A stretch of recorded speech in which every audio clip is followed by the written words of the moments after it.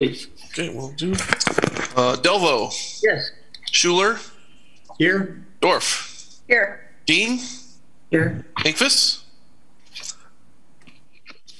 Her lips moved. I said, I think Kathy's here. Yeah. Parma. Here. Reardon. Here. And I note that Leah Weicker is also here. Jeff Merck's here. Doesn't sound like it. And we see Brooke Gerke. Is she here? Very good. Thank Okay. you. Approval agenda, please. Move to approve. Second. Dorf and second by, sorry. Kathy. Kathy. All those in favor, signal by saying aye. Aye. Aye. Opposed? Agenda approved. Approval of the minutes from August 10th. Move to approve. Second. Matt was second and Kathy was first, I believe. All those in favor, signal by saying aye. Aye. Opposed? Great. Minutes are approved. Regular business. Consideration, number one, consideration of possible action and preliminary terms with H.J. Martin and Son regarding temporary uses and the redevelopment of the former Shopko site located at 216 South Military Avenue. Sir, thank you, Mr. Chairman. I will try to get my screen saved here or shared here with everyone so we can see what's going on. Let's see. All right, here. So I'm trying to get this to go to full size here.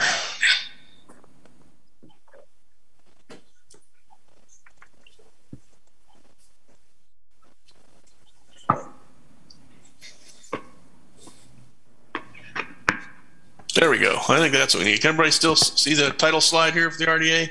Yes. Yes. Perfect. Excellent. Thank you. All right. We will jump right in here. First item, we have been fortunate to be working with H.J. Martin and Son regarding the former Shopko site at 216 Military Avenue. They are essentially requesting, they have really approached the city about getting approval for some temporary uses in the existing structure, including some warehousing spaces, including some training spaces for a tenant, including and also some additional space for their operations, in addition to a lease tenant. So when we first approached us about that, essentially the existing zoning on the site does not generally allow that type of use. It's considered to be industrial use. Storage inside those buildings is not a permitted use. So in context of trying to work with them to identify a path forward, they have certainly had at least one redevelopment prospect talk to them about this particular site. They are interested. There is no pending agreement in place at this point.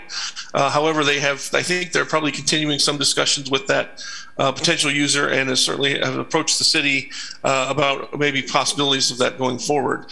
So this is the site in question here. Folks are familiar with this here. Here's Military Avenue. This is the building. Essentially, we'll be looking at three different uses inside the building, according to the colors here. The one towards the bottom of your screen is primarily warehousing. The center is the orange is primarily going to be a training facility for H.J. Martin employees. And then the northernmost, or I guess the northernmost section of the building would be for a contracted user doing some rehabilitation of medical equipment in that particular site. That kind of that's what's being used. So again, we believe these uses are certainly viable for the site and would work. Essentially, we do have a couple of concerns, is that we do not want to set a precedent to allow this sort of use to occur in other sites. This is not necessarily a concern with this particular site. We know this can be used and be effective here. However, if it's not done properly, we'd be in danger of setting a precedent to allow other vacant buildings and so to be used and kind of slowing down redevelopment in some of these commercial areas where we're dealing with this. Especially in other examples, we have seen a tendency for temporary uses to remain longer than intended. Although the Martins have been very, very communicative and been very great to work with. We're confident that they're going to be proceeding as they are saying. And they have expressed some interest in seeing some eventual redevelopment of the site and to allow them to certainly at this point to proceed with some of their temporary uses. So essentially prepared. The details of kind of what has been proposed to the Martins is in your packet. There's a couple things we still will certainly need to tighten up language on, but what we would wanted to do today is simply present to you the concept and make sure that this is something the RDA was interested in. If so, we will be proceeding with preparing a formal development agreement to kind of go in tandem with the PUD zoning for the site. Essentially, so the actual agreement and the PUD zoning would cover the duration of use, property maintenance requirements, screening, traffic and parking management, creation of a redevelopment plan for the site, and then just process for going forward. So everybody has the same, essentially, path forward in terms of dates and process. So staff's direction is to proceed as asking RDA to provide direction to proceed with the development agreement based on the terms presented here at the RDA meeting and in your packet for consideration by the City Council and prepare a draft plan unit development zoning for the site to be consideration by the Plan Commission and Council that would permit their temporary uses. And with that, I am certainly available for questions. And I believe David Martin and Edward Martin are both available to answer questions as well.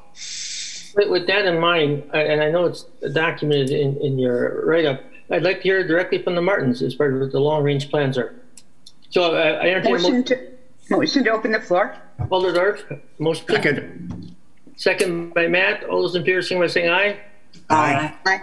Opposed? We are open. Martins, please give us a update on your long-range strategy with the buildings. Thanks for having us. And Neil, thanks for the introduction.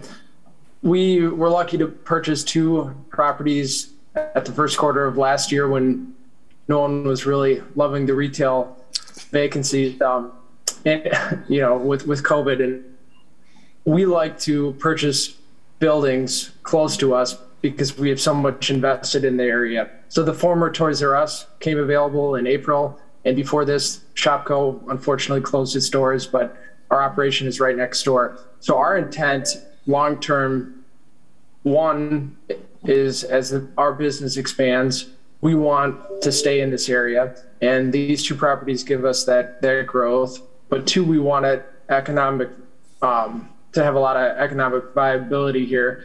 And we would like this site redeveloped. What we have been talking with Neil and David and Paul and Wendy about is how do we get there specifically to the Shopko property, because the Toys R Us property on Mason Street moved quickly with Planet Fitness being leased to half of that building.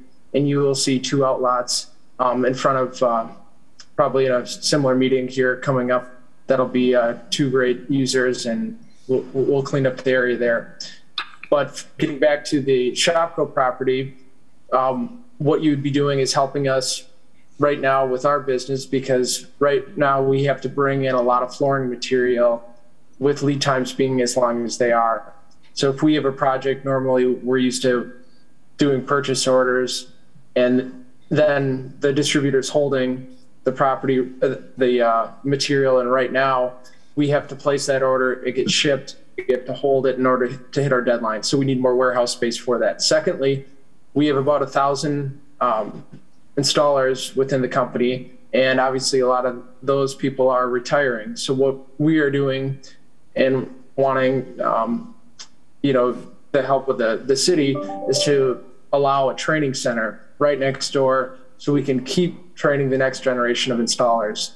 Thirdly, we have 10 full-time jobs, 20 including part-time with the tenant we've been working with on different developments that would bring, those jobs to the area, which Neil mentioned would take 30,000 feet of the building. All of this is of redeveloping the site long-term, but this is helping us get there. And by approving a development agreement, you would be helping us get there as well. And we think what we're doing is better than a vacant building. And if you look at the other Shopko sites, they are vacant.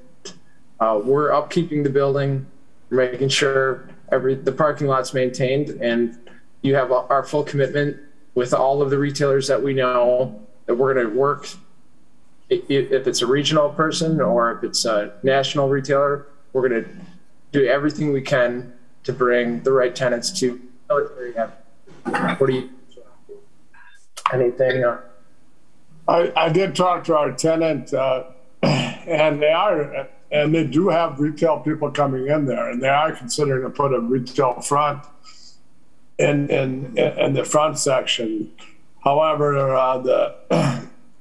the code, I think the retail code is 60%, 40% has to be, 60% has to is either 60 has to be retail and 40 in the back of the house, or the opposite way.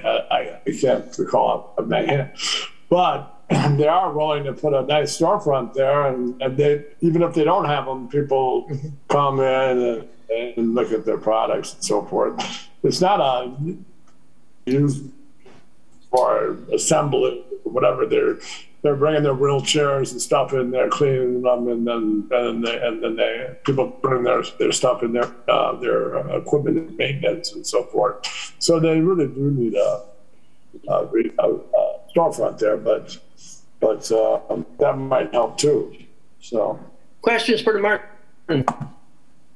Yeah, just a quick one, and this is either David or Ed, and it's maybe a little bit more broad, specific site you're talking about, but I know you guys are getting national exposure, retail happening nationally, right? Lots of vacancies, and what are you seeing now as trends about what areas are doing to repurpose, right, broad amounts of retail space that are just kind of sitting open nationally? Mm-hmm. A lot of the retailers used to take up, 80 to 90,000 square feet, to your point, Matt, and now they're reducing their square footage, but also they call it BOPUS, buy online, pick up in store, utilizing the omni-channel side of things where you could place a, order with your app and then pull up and it's delivered either to your car or you pick it up inside the store. So we're seeing a lot of that right now with a lot of the home improvement locations, department stores, and grocery. For repurposing sites, before COVID, the restaurants, movie theaters, a lot of those were overtaking the mall sites, things that would drive traffic. But we've got a good heartbeat on everything else. And what we see is that they're shrinking their square footage. So what David did was Burlington. David's very aggressive and has a good foresight, and so through the industry channels, we hear they're shrinking their stores. So David went out and got Petco to take part of that Burlington site. So instead of having it empty, we're going to have Petco. We just signed up Burlington, Michael's, Toys R Us, Planet Fitness, and then we have another application. So that was a really dirty corner, you guys. And I drive by it every day. So my main objective is to bring military back. When my grandfather and father bought all of Military Avenue in the 450s. So we have a long history here that maybe many of you might not know. So David and board, we've acquired 40 and a half acres on Military Avenue, which is significant, and West Mason. We're moving. Neil knows what we're doing, and so we have some really good prospects. We're also moving the RVs over to a different area, and we have plans on refurbishing that corner in West Mason, south of Burlington. So that title shop's going to be gone. Super Martins. Alderman Johnson. Thank you, Chair. David and Ed, first off, thank you for your, continual investments in the city of Green Bay. It's obviously very impactful what you have done for our community, and I think just want to make sure that we express our gratitude for that. My question for you specifically, when I'm looking at the list here that the staff has compiled for us, is there anything in that list with which you are uncomfortable, it creates any level of uneasiness or concern that as a city that we ought to know about and be concerned about? The only one, and Neil, did you add the last bullet point, which you emailed about, where if the developer acknowledges that failure to meet any of these requirements may result in the city immediately taking action and enforcing financial penalties. Is that? Yeah, I did not take that off, guys. That's because that was just the agenda was already up. But we've already talked, Alder Johnson, about that one in terms of that was more of just we both understand that that's the situation and it doesn't necessarily need to be spelled out into the agreement. So when we actually prepare a formal development agreement, that specific language will likely be removed. Very interestingly, that was the one that caught my attention, simply because I didn't like the idea of retroactively applying things. You know, if it's something moving forward, that's different. But I mean, if you know, from the Martins' perspective, I just wanted to again verify that you guys are comfortable with this list. We are. It's just long term, just like how Schreiber had many different buildings, and they found a lot of advantages by being in one building. Yeah. Here, we're spread out, or at least we're in the same area. It's hard for us to manage if we have multiple buildings. It's hard to have that same culture. So I guess the only long-term disadvantage if we're made to have this retail, and we would do it in a way if need a distribution center to parcel it off and try to have the majority what the city intends to zone it. But we want to stay here just because we have so much invested in the area. And if we're required to move, then that would be financially, yeah, that would be tough. But you know, we don't intend to keep it like that. You know, if you look at our track record on Wabi Lane and West Mason, but we can't promise we're going to have a tenant in 3 years. I can promise we'll have something in 5 years, and on the 4 years and 11 months. I have a plan. You know, you got my word on that. But as far as having a detailed plan in 3 years, I'm sure that, you know, I'm confident that but, you know, it might take 3 years and 2 months, you know what I mean? And I know that we would abandon the building if we don't have a use for it and after the 5 years. But 3 years is a little aggressive to have we can make them a plan, but we don't want to make up plans that aren't. So we'll have something, but in 36 months, I don't know if we're going to meet that deadline. That's up to David, right? Please. Thanks. I thought I saw that there could be 2 1-year extensions. That it did total up to 5 years. Am I reading that incorrectly? We did have that. We did have that in there, Alderdorf. That essentially, if they simply we've done with other projects, if they've showed good progress towards achieving redevelopment, that we would certainly be willing to extend it to 5. Absolutely. So I think it comes down to probably final language that we've gone in there. I certainly understand where Ed's coming from and the uncertainty in this market, and we certainly don't want to kind of box them in unnecessarily. I think if we can, you know, we've certainly had a couple conversations already that we think there's probably a way to get to a conceptual redevelopment plan without actually, again, having a developer on ready to go, financing ready to go. You know, that we're certainly not. We'd love to have that. That'd be great. We're certainly not going to. We understand that we're not going to be able to necessarily hold them to that. So we've kind of got 3 years out there as kind of I guess a benchmark to see how things are going. And if we continue to work as we have been up to this point, I think that we'll certainly be more than willing to extend that out for up to the 5-year mark.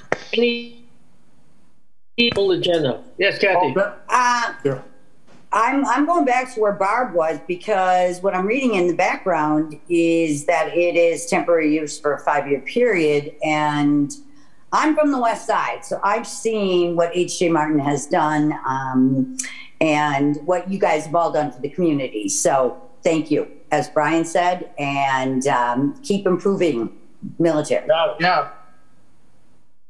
Very aggressive. If you notice, this is probably the cleanest area in Green Bay. I mean, we keep it spotless. You know, we really take pride in this. We're going to make it right. Believe me. Questions? Motion to close the floor. So is it 5 or 3? It's both. I'm sure David will exceed our expectations. Okay, a motion by Alder Dorf to get back to regular order of business. Second. Second by Matt. All those in favor, signify by saying aye. Aye. Opposed? We are back to regular order of business. I will definitely entertain a motion. I move to approve this plan. Second. Alder Dorf, I think Matt was second. Right, Matt? I believe you were. I think Melanie might have gotten that. Melanie got it, okay. I'm sorry. Correct. Dorf, and a second by Melody. Any questions or comments? Nope, thanks. Yep. Thank you very much. All those in favor of the motion, signify by saying aye. Aye. Aye. Opposed? Motion carried. Good luck, Dave and Ed. I think things will go quite well. And again, we have to see Green Bay. Thank you. Item number 2. Consideration of possible action and request by Impact 7 for a planning option extension on 420 South Brook. Is that you again, Neil? Yes, sir. If folks remember, Impact 7 came in, requested a planning option. I believe it was back in the spring. Essentially, what we're looking for is that if they provided good communication with us and showed progress towards achieving the financing. Whoop. Hear everybody okay? It was simply a matter of, if they were communicating and showing progress, that they could come back and request an extension. They have been in very good communication with staff. They are making progress on their concept. They are also have demonstrated clear progress on their financing. As such, staff is essentially recommending approving the planning option be extended to March 1st, 2022. Questions, comments? I think this is great, and if you want a motion, just let me know. Okay. I will entertain a motion. Chair? Yes, please. Matt? Brian Johnson. Oh, Brian, great. Yeah, I just wanted to comment. I've had an opportunity to talk times on this project, and just for the commission's own edification here, we did that shipyard corridor master plan study, which really called out the different types of uses that we're pursuing there. And this property absolutely aligns with that objective. The renderings that they provided strong retail presence along that corridor, 4 to 5 story structure. So I just kind of wanted to point that out, that it's in alignment with the master plan that's been created for that area. And so planning option obviously is where we're at right now. This is a slam dunk to me. I'm really eager to see the development agreement come forward. So those comments coming from you mean a lot. Thank you, Alderman Johnson. I move to approve. Alder Dorf, Debbie, I think it's Debbie second. Debbie, okay. Alder Dorf made a motion. Debbie second. Any questions or comments before we call for the vote? All those in favor of the motion, signify by saying aye. Aye. Aye. Opposed? Motion carried. Thank you. Excellent comments. Very good amendment. Consideration of possible action on amendment to develop an agreement with Tunin Properties for the expanded project at 2540 University Avenue. Neil, is that you again? Yep. If this one seems vaguely familiar, it's because it is. We did spend a considerable amount of time here with the RDA here, kind of getting this and dialing this in. When we first did this, essentially the determination and it's kind of the status of negotiations at that point was that the property would exclude the 2 existing properties that had already been constructed by TMB properties. So the rest of the development site. So if you remember, the previous development agreement had a lot of references to the master parcel versus the property and all kinds of different things going on. Well, in good news, as that discussions have continued, Tunin Properties is now interested in acquiring those 2 buildings as a part of the project, and also making some additional improvements probably to those structures going forward. So this is simply a request to modify that agreement to reflect that. These are the structures here on your screen. These are the 2 existing buildings that are up there. So they're just looking to incorporate those as part of their project. Some of the specific references, which are in kind of the marked up version of the agreement in your packet, essentially because of this is kind of delayed their improvement a little bit because of the additional complications with adding these two structures to their overall project. So they're looking at slowing down their start just a little bit and extending out the period from 2038 to 2040 in terms of TIF. But there is no additional funding requested at this time. It's primarily a schedule change, and then subject to kind of refining the exact language that we have related to the construction of the bike path. So a fairly minor change, but I think a very substantial one in terms of the overall quality of the project going forward. And staff was very pleased to be able to bring this forward. So with that, available to answer any questions you might have.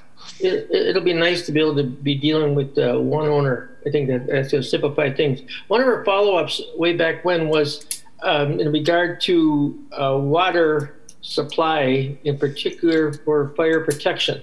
How'd that follow up though? Yes, sir. So at this point, we know, so we've put the developers, engineers in touch with the water utility, and to see if there's a discussion and to let us know if there were any issues. We have not heard anything back, Mr. Chair. We'll certainly keep that on the list in terms of, I think that'll remain in there in terms of when they bring forward their actual development concept that we'll be verifying at that time. Because until we actually have a hard unit count and where they're actually going to be placed in elevations, I think it's difficult for our water engineers to actually fully be able to say, yes, it's good to go for sure. So we will be confirming with the water utility when we have a set of conceptual plans. Questions or comments? If not, I will certainly entertain a motion. Gary, I would certainly make the motion to approve the proposed changes subject to a final review by the city attorney and prepare a formal revised development agreement. Motion made by Matt. I'll second that. And I think a second by Kathy. Yes. Questions or comments in regard to the motion? If not, all those in favor of the motion, signify by saying aye. Aye. Aye. Opposed? Motion carried. Thank you. Like I said, I think it's going to be nice to be dealing with one owner. I think it's going to simplify things. Thanks. Absolutely. Number 4, consideration of possible action on providing financial assistance to Hotel Northland to pave the parking lot at 330 North Adams Street. Thank you, Mr. Chair. I'll take this one as well. Staff has been in regular communications with Mr. Kenny Didier, the manager at the Northland, who is on the call here, if you have any specific questions for him. In terms of this lot has been around since the project has opened. Code generally requires that lot to be paved and fully and kind of finished off. We have not really been overly active in pursuing it at this point, simply because of the COVID-19 restrictions and income restrictions that we know the hotel and hospitality industry is dealing with right now.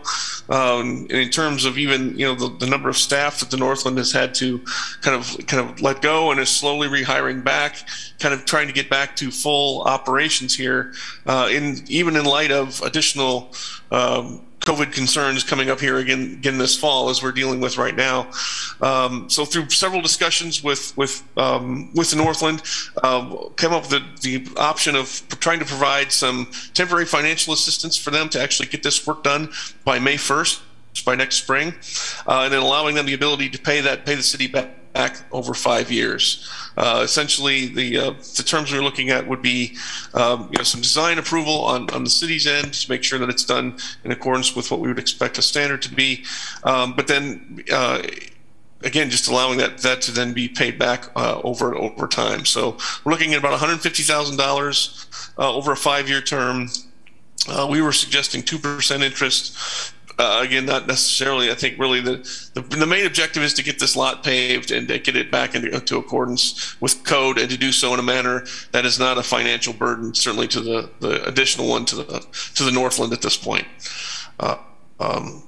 So with that, certainly available to answer any questions folks may have.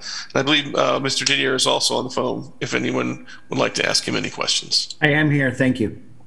Alder Dorf, please. I don't have any questions. I just say that this is great. This is a great use of the $150,000, and it'll make that lot paved. It'll make it all look much nicer, and I'm completely 100% in favor of doing this. Thank you. Neil, this is going to be done on either one of the TIFs. Is that correct? That's correct. We're looking, I believe it's TIF 13 is the source of funds we're looking at for this one. in TIP 13's in good shape? It is. I've been working with Diana, obviously in our finance department, to assume that would be the proper source for these funds. And so we were looking at a couple of different possibilities for this one. We began with just the number of demands of funds. We felt TIF 13 was the most appropriate use for this one. Good. Yeah, and that will definitely make a big difference. So I agree. I don't think of any reason to open the meeting. Any other questions or comments? No. Nope. Then I'll entertain a motion. Kathy. I will make a motion to, I'm trying to read this right here. Hey, Kathy, you could probably say per staff. The parking lot of the Northland Hotel. Per staff recommendation would be great, Kathy. Motion made by Kathy. Second. Melody? I'm sorry. It says Bridget. Oh, Bridget. Oh, sorry. Thank you, Bridget. I didn't have a full screen there. Okay, motion made by Kathy, second by Bridget. Any other questions or comments to the motion? Not all those in favor of the motion, signify by saying aye. Aye. Opposed? Motion carried. Thank you. Thank you. I agree. I think it's going to really make it a lot nicer and cleaner, if you will. Number 5, consideration with possible action and allocation of state Wisconsin Community Development Block Grant Coronavirus Round 2 funding, CDBG-CB2. This is the one we talked about last meeting. Yep. I guess, Will, I'll just go ahead and just give a quick intro on this one. This was presented and referred back to staff at council. As we had time before our next council meeting next week, we decided we would also just maybe bring it back to this body just for an update to show exactly kind of where we're at. The staff memo essentially that was provided as part of your packet, I think, provides some additional information in terms of why the staff recommendation was what it was. We are certainly open to any other suggestions if folks would have any. We'd be happy to take a look at them. But essentially wanted to provide that as a courtesy back to the RDA, just to provide, so that, again, that's the staff memo that's going to City Council in response to the referral. So just wanted to see if there were any additional questions or any suggestions. Bridget, I very much, Alder, I'll get to you in 1 second, but Bridget, I very much would like to hear your opinion on this, please. Yeah, so Mike and I did not get to connect, but I'm hoping we still can. It was mainly my schedule was a challenge to be reckoned with. But I learned a little bit more in talking with some of the councilmen or aldermen and the mayor a little bit, that this has kind of a multifaceted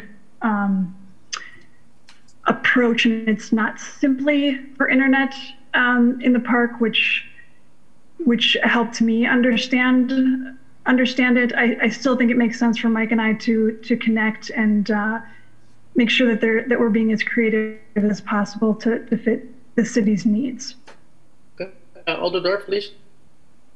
I just guess I want to express that I'm mildly irritated that this had to come back again. I think we talked it to death at RDA last time. We came up with a good recommendation to council, and the majority council then moved it to come back, but some did not. And I think this is still a great plan, very creative. Lots of things can be happening because of this. So again, I'm going to be very much in favor of it, and I'm hoping that at council next week, it will be passed. And I'd love to hear from Alder Johnson. Alder Johnson, you still aboard? Yeah, so I guess I'm not mildly irritated that this was kicked back. I'm the one that pulled it at council, and it was referred on a 9-3 vote. A significant number of the members on council just wanted more information, and that's what staff has provided. And so we appreciate that, because the information that was provided in the report was information that wasn't necessarily talked about publicly. So I think there were some concerns about spending $250,000 on providing Wi-Fi to 4 parks, that there wasn't really a compelling case made that it would see high usage. And so we just wanted more information around that. I personally spent some time talking to Will Peters as well as Mike Koronic and Director Steck Schulte. you know, we were inquiring about secondary and tertiary benefits, and I think some of those were detailed and those weren't articulated during the meeting. And so now that those are articulated in the report, I think that's very useful and very helpful with making the decision. I think the other component of this was understanding what other uses were possible. And so that also was documented. Now, after my conversations, I feel much more comfortable with where it's at and what they're doing. I would say when you look at the other 9 council members, there were 8 others who voted to send it back. I think it's incumbent upon them to do their research, understand these other uses, and if they want to, you know, reallocate, they can do that. But where my conversations have landed, I feel comfortable with the additional information, the recommendation as well. Nothing beats additional information. No, nothing wrong with that at all. Other questions or comments? I still like Alderdorf. I just want to point that out. Alder Johnson's still on my prayer list. I just have to echo what Brian is saying, though. I did catch some raised eyebrows after the article ran and stuff. Why are you putting the internet in a park for the summer? So like Brian, I feel like I got more information, and I think there's the multi-use might even be helpful to discuss with the public as well, just as far as I got a lot of questions as to why we would do that. So Bridget, are you comfortable? It's a very, very tough question for you to answer, but are you comfortable with the dollar amount for what's got to be done? Yeah, the dollar amount does not surprise me at all. Okay. Very good. Thank you, Bridget. Yeah. Any other questions or comments? If not, I will entertain a motion. I have one question. You can hear me, right? Yes. Okay. So is this year-round, these parks, or is this just, I wasn't here for last meeting, so I apologize. So just tell me that. Mr. Gary, you want me to answer that one? I can answer that. Yeah, the position we're working on with Director Hronik on this, Kathy, is that that the internet access would be available year-round, but the idea is to make sure that it stretches far enough so that it actually reaches into like parking areas at these park facilities. So if someone needed to get in to get internet access, they don't have to stand out in the middle of the park in the middle of winter. There's an idea. And I think eventually, as we continue to look down at some of these things, I think we're also looking at the possibility of, you know, as additional shelter facilities may come online in these areas, or other improvements, that the access to provide more of an indoor facility where that could be available would also be considered. But right now, the idea was to make sure that it was located in such a manner as to provide maximum access year-round, if at all possible.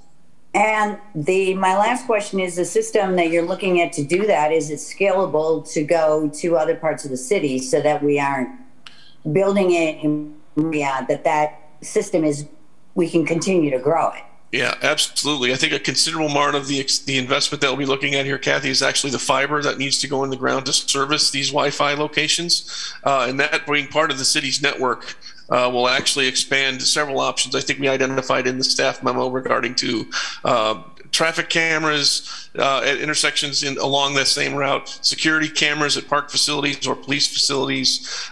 There are multiple benefits beyond just the Wi-Fi internet access in these individual areas, which we feel are very beneficial, not only to the actual possible residents needing access in there, but service providers providing different things in those park facilities. But there are also very clear secondary benefits to expand the city's fiber network along with this project.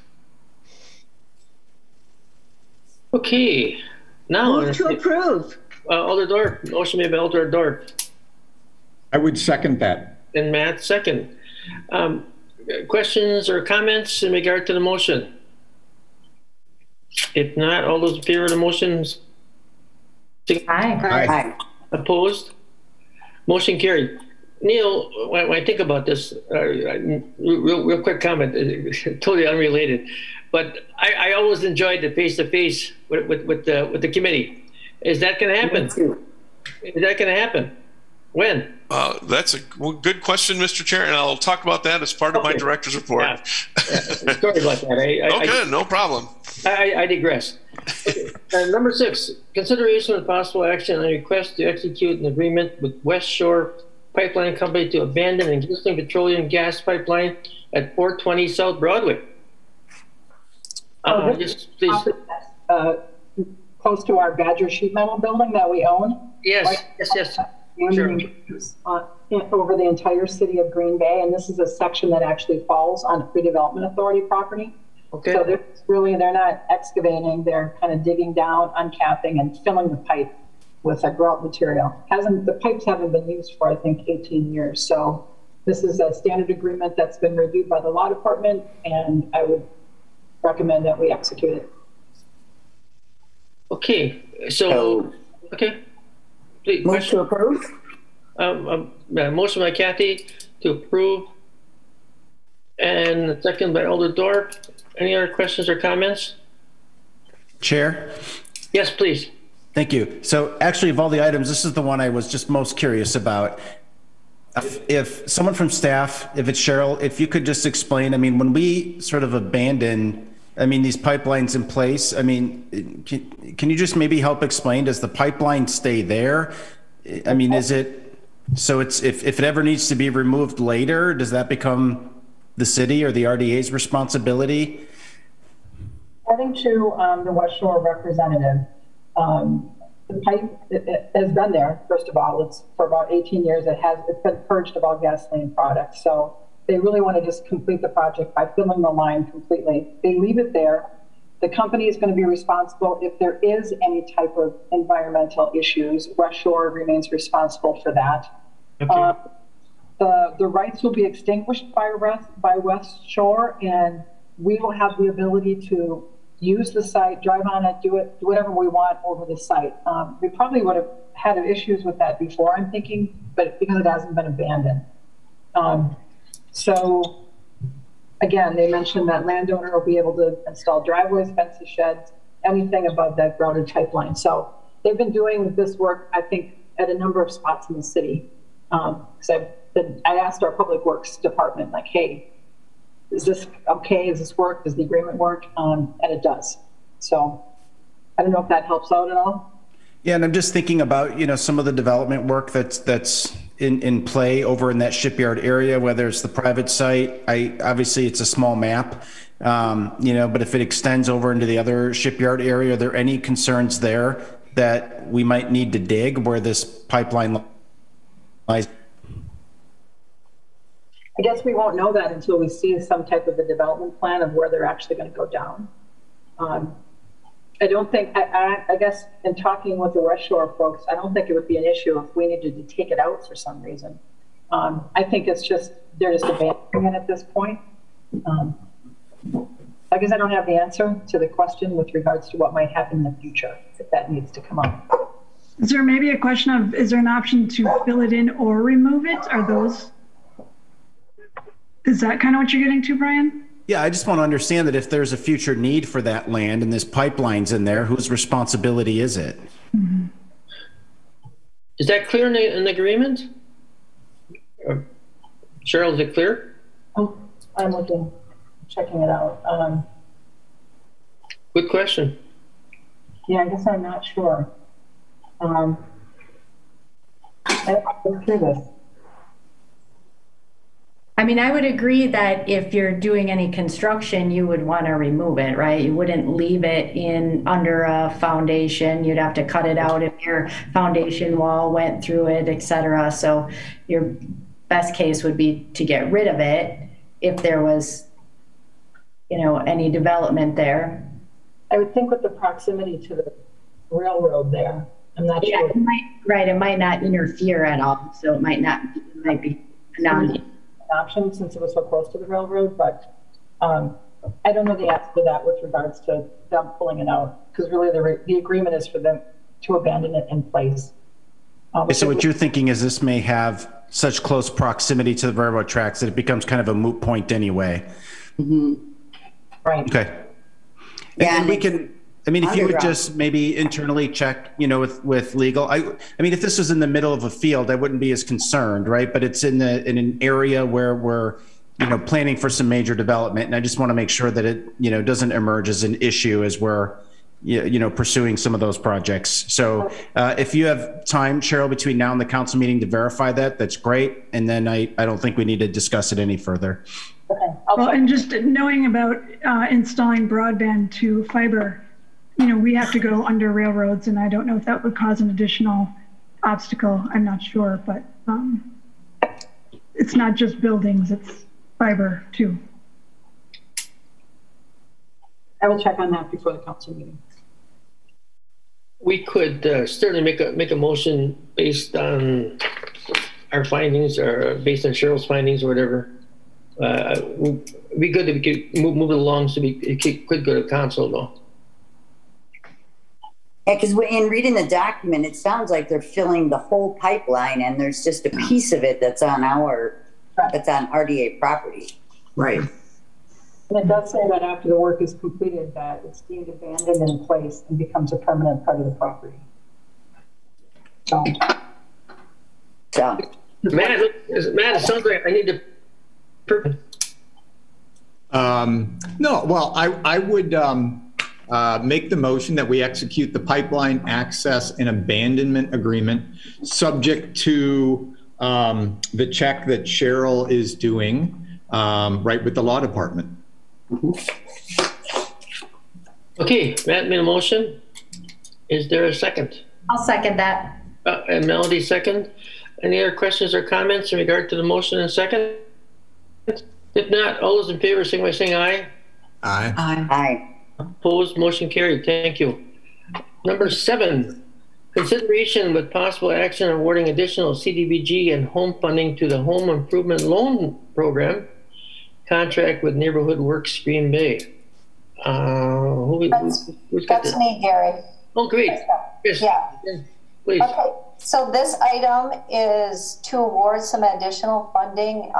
We received our 2021 CDBG and home entitlement funding last month. And last year we subcontracted our home improvement loan program to NeighborWorks Green Bay. And in that contract, we only had the 2021 funding. So that contract or that RFP was awarded for a 3-year period, and each year we would have to bring back the additional funding based on our annual action plan that we are going to supply to that home improvement loan program. So that is essentially what this item is doing. In our 2021, we allocated $50,000 in CDBG funds to the home improvement loan program and $150,000 in home funding. Along with those 2 additional fundings in our annual action plan, we allocate our program income back to the home improvement loan program. So I'd like to add the additional $134,800 that we received in 2021 program income. And staff concurs with all of this? Neil and Cheryl? Yes, sir. Okay. Questions or comments? No. Okay. I guess I'll entertain a motion. Make a motion to authorize the award of the additional CDBG and home funding to the Home Improvement Loan Program contract with NeighborWorks Green Bay as noted.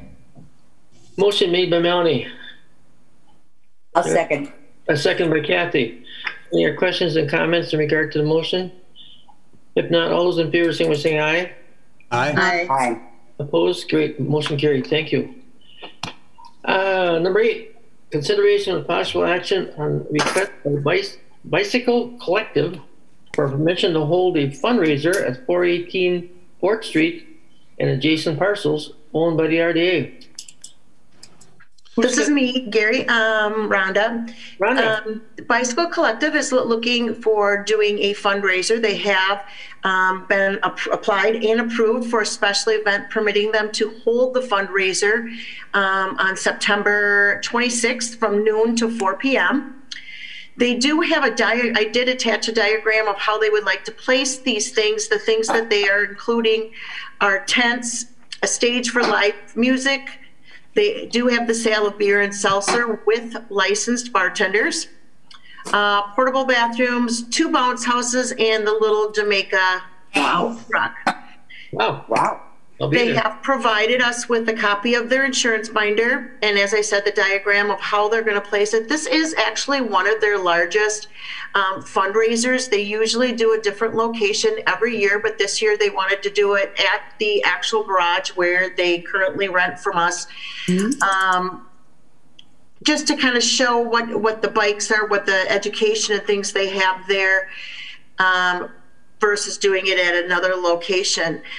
We as staff do recommend that we do give them the ability to be able to hold this fundraiser, contingent on the fact that they sign a hold harmless agreement by all parties. Okay, that's key right there. Hold harmless. Hold harmless. Yep. Questions, comments? I really love what the Bicycle Collective is doing. I would be in full support of this and ready to make a motion to approve it. Sounds like a motion. Thank you, Bridget. I'll second her motion. And Alderdorf seconds it. Any other questions or comments? If not, all in favor of the motion, signify by saying aye. Aye. Opposed, motion carried. Thank you. Number 9. It's only a good time. I'm going to see if I can attend that. Confusing. Number 9, consideration of possible action on awarding CD 21-02 Seymour Park pedestrian crossing and alley resurfacing to the low qualified bidder, Peters Concrete, in the amount of $177,483. How many people bid? Just out of curiosity. Do we have very many bidders? There was only one bid. Oh, okay. Well, it's the best bid, right? Anyway, it's competitive as far as the staff's concerned? Yes, yeah, it is competitive. Last month you gave us authority to approve, staff approve, in order to expedite this contract. Yes. But the one bid came in higher. DPW staff reviewed it and does recommend the additional funding toward this contract. Okay. Questions or comments? If not, I entertain a motion to just entertain a motion, period. I'd make the motion that we award the contract to Peters Concrete in the amount of $177,483. Thank you, Matt. I'll second that. And I think that's Melanie. Yes, it is. Thank you, Melanie. Any other questions or comments in regard to the motion? If not, all in favor of the motion, signify by saying aye. Aye. Opposed, motion carried. Thank you. We had a lot of things on the agenda. We did well. That's because we have a good group. Thank you, guys and gals. All right, sorry. Informational. Update on housing study. Cheryl. Okay, so I guess what I wanted to update you this month on is one of our goals from the housing study was talking about establishing a housing committee.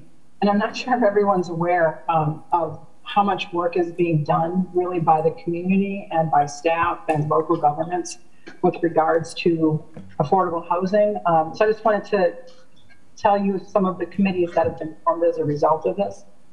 First of all, we just have our internal department committees, neighborhoods, land development, project teams that are always seeking out housing developments internally through our office.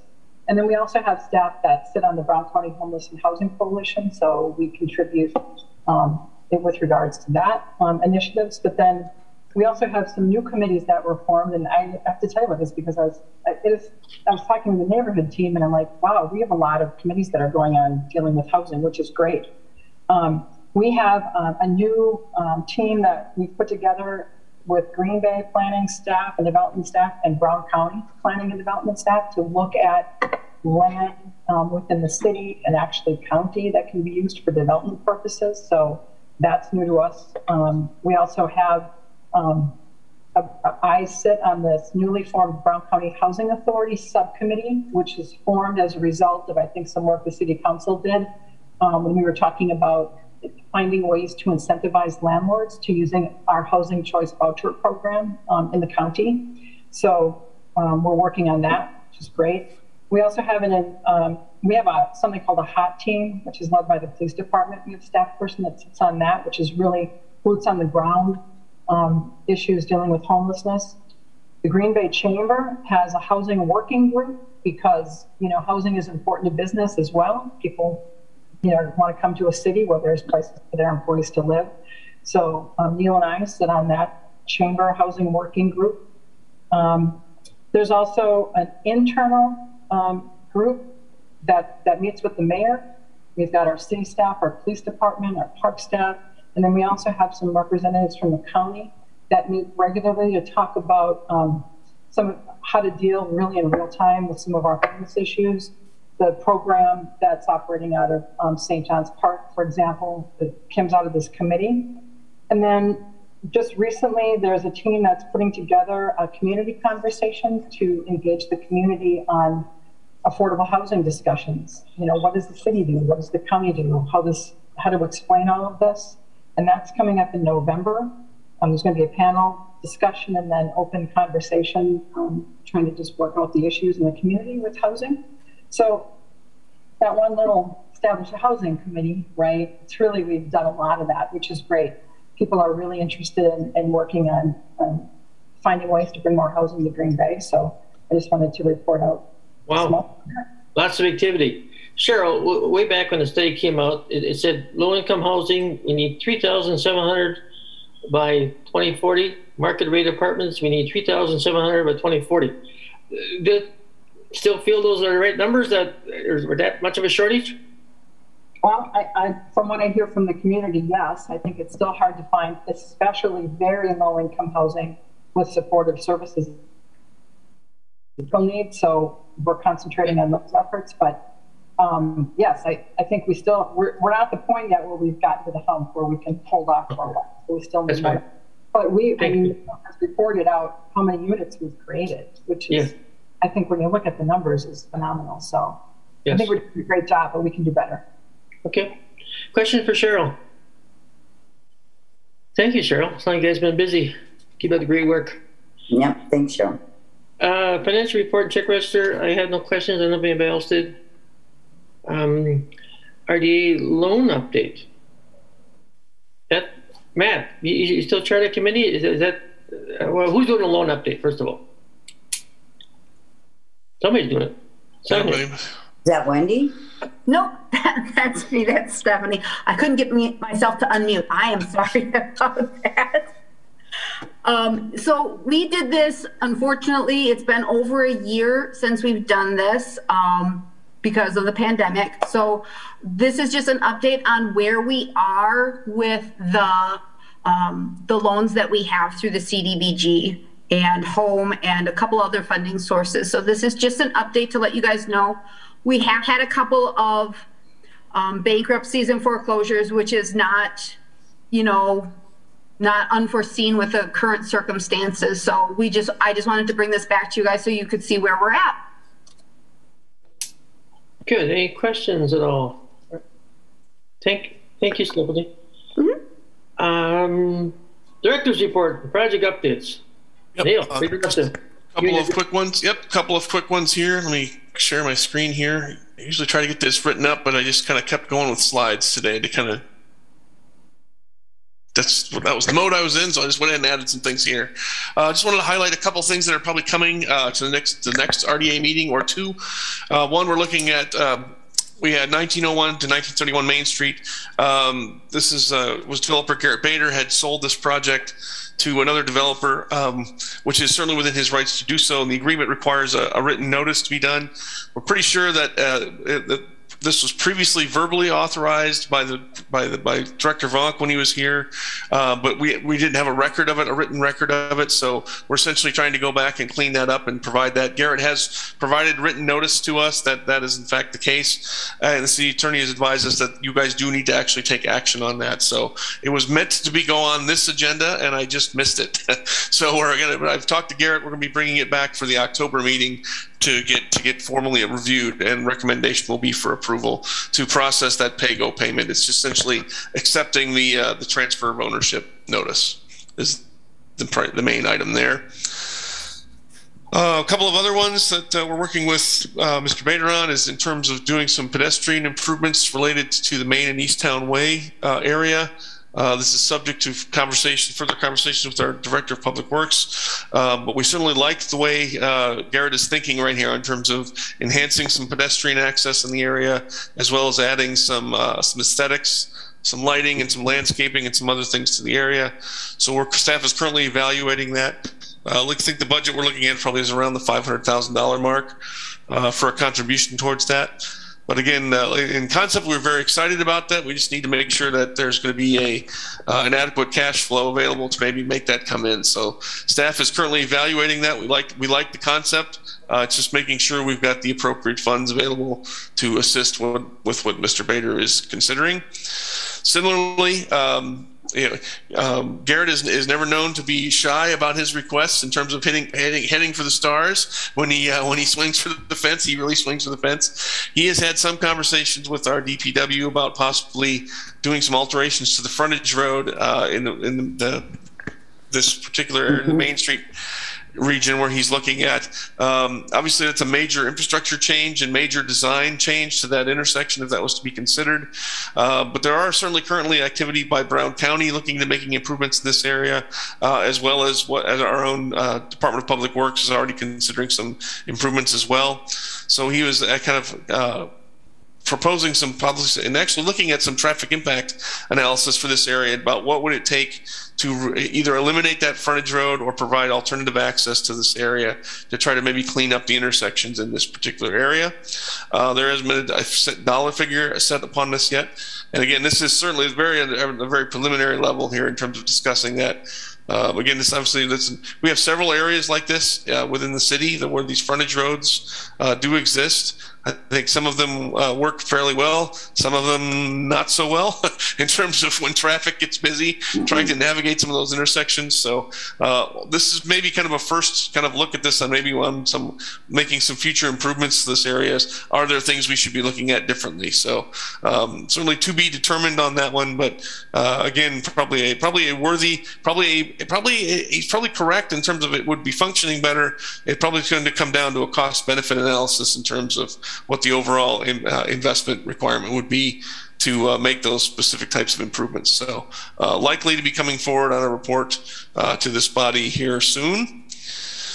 We have an active request for basically some facade improvements, assistance to the East Town area, specifically the Hobby Lobby building, as well as the overall acquisition. Again, the overall percentages of overall increment coming in is certainly very competitive compared to other projects we've looked at. It's simply a matter of kind of really going through evaluating exactly what sort of improvements are being proposed, and then what is the actual cash flow available then to fund those improvements. So staff is currently evaluating those things. Again, likely to try to bring back hopefully a recommendation with some additional information to you in October. With that, here's just some of the last highlights. The WPS site is under contract by base companies. We're anticipating meeting with them hopefully probably in the coming month or two, start discussing exactly what sort of improvements and intentions and plans they have for the WPS site.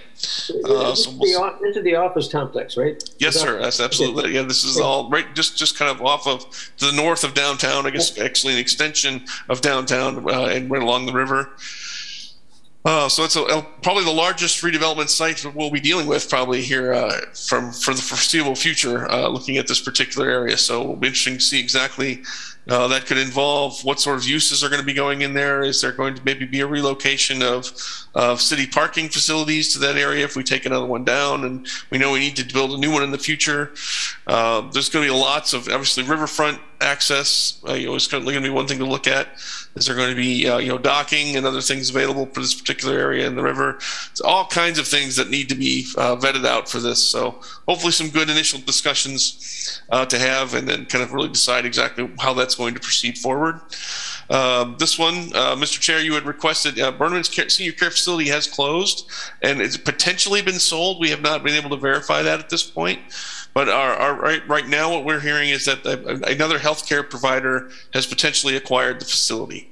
And I know the reason, Gary, you asked is I think we have an investment. The RDA has an investment in that building. We helped make some improvements there. Right. So we'll certainly be needing to go back and review our agreements there and see exactly what may need to be carrying forward on that, depending on who the buyer is and what the intentions of that facility going forward. So hopefully going to have more of an update for you at our next meeting. But we are aware of it, and we are trying to kind of track down exactly what the new if it in fact has been acquired, what the new intentions for the facility might be. Good, thank you.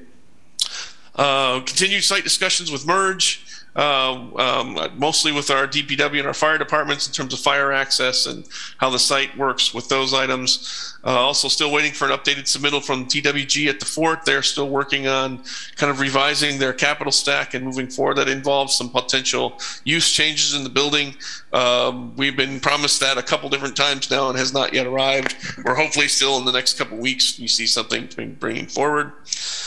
JBS site meeting. We're going to be meeting with residents, kind of a public information meeting in the Imperial Lane neighborhood, tentatively set for September 23rd, just to kind of show them the site and what kind of things the city may be taking a look at as part of that RFP process when we go out for the redevelopment of that site.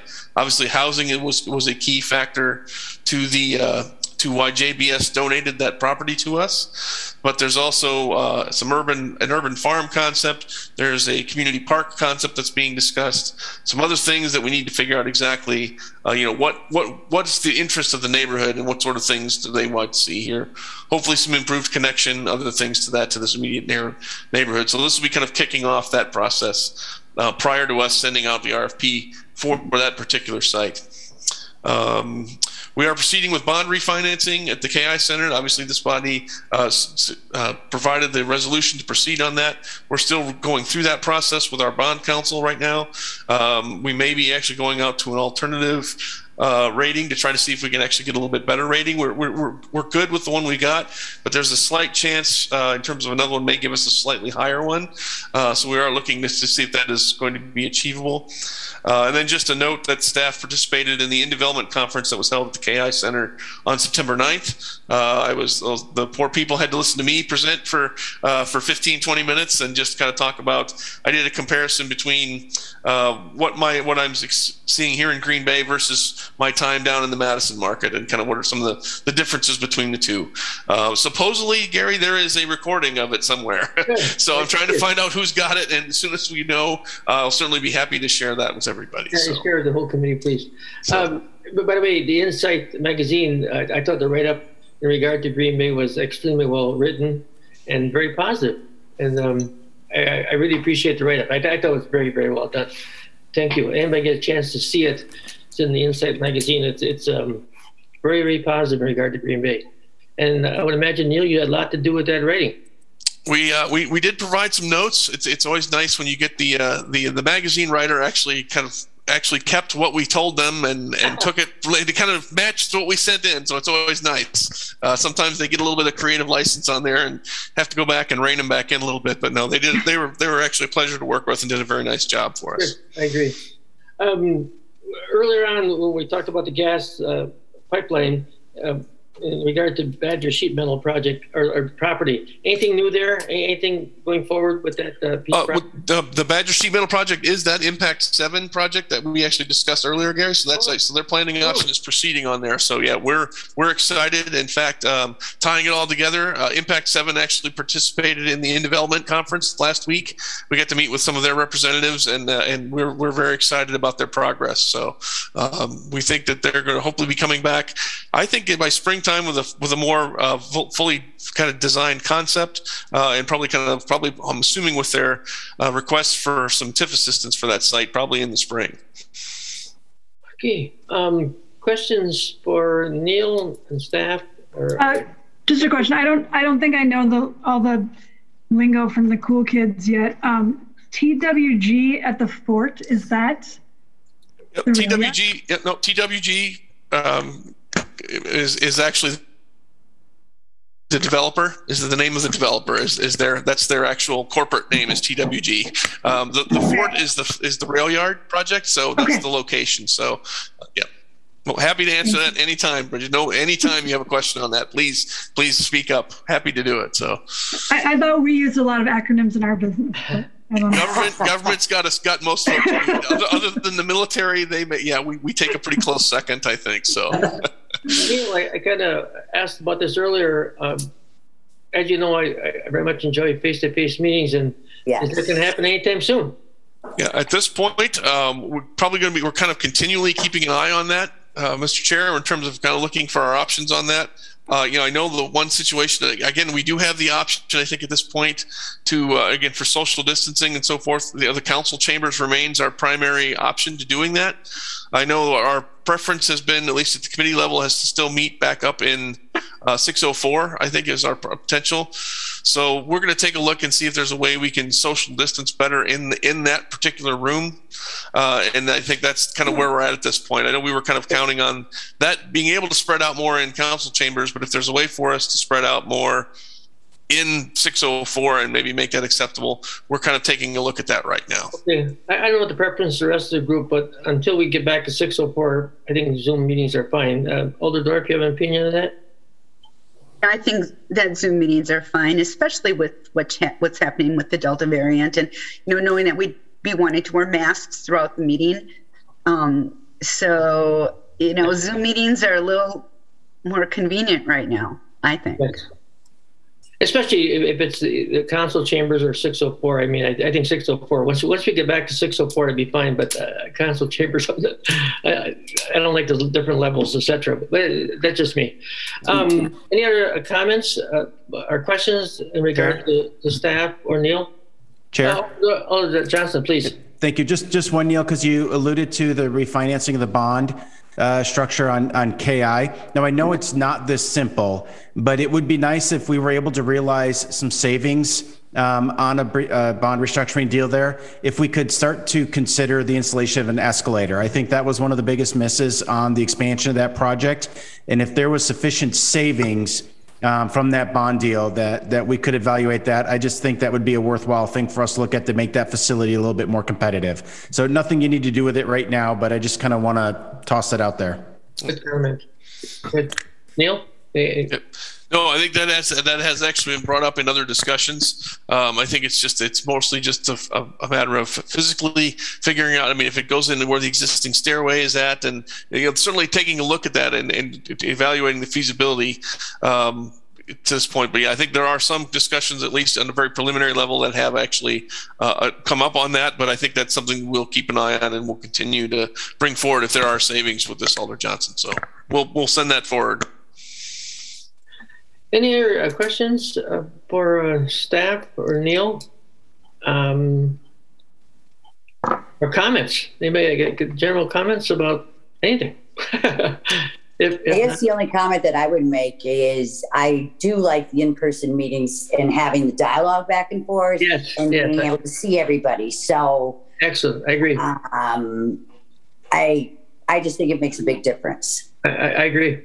I'm looking forward to getting back to that. Absolutely. Yes. And there's new committee members that not all of us have met in person. Yes. Exactly. In particular. Absolutely.